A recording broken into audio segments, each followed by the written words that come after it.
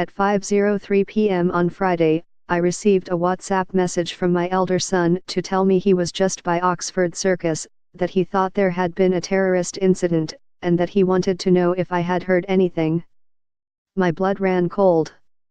By coincidence, I too was in the West End, hunched over my laptop before a meeting. So I took off immediately towards the shop where he had found refuge, running down Oxford Street towards the police cordons, against a tide of people hurrying anxiously in the opposite direction. The air turned blue as I bumped into a few of them, wondering why the crazy guy with the beard was racing against the current towards whatever had, or hadn't, happened. Please understand, there wasn't a shred of courage in my mad dash, just the primal instinct of parenthood. By the time I reached my son, the mood of collective panic was already melting into something closer to jumpy confusion. Helicopters buzzed overhead. Sirens wailed, hundreds more spilled out onto the streets as the locked-down shops opened their doors. The traffic crawled grumpily around the northern fringes of Soho.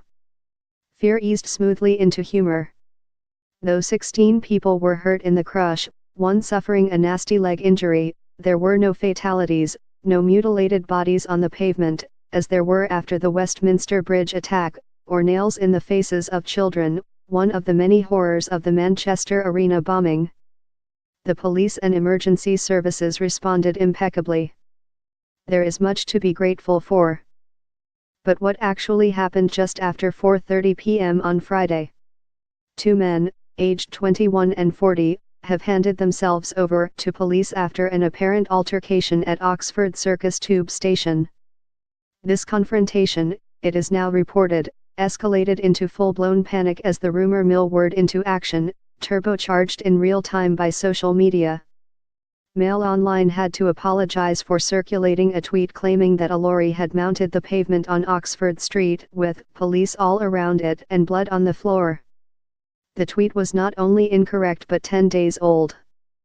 Convergence technology has, of course, given us the smartphone as the defining device of our era, transforming what Mark Earls, in his masterly book Herd, calls the physics of mass behavior.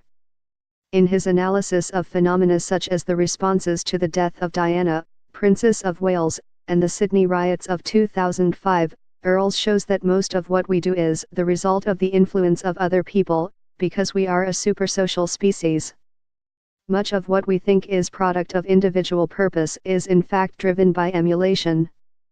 The underexplored question is whether, and in what circumstances, that emulation is reasonable. Here's what I know: my 16-year-old, who is not inclined to embellishment, heard what sounded like gunshots. A backfiring car? A beam crashing into a skip at a nearby construction site? Possibly. But he also observed dozens of people fleeing Oxford Circus in mortal fear. I would still like to be told what he, and they, heard.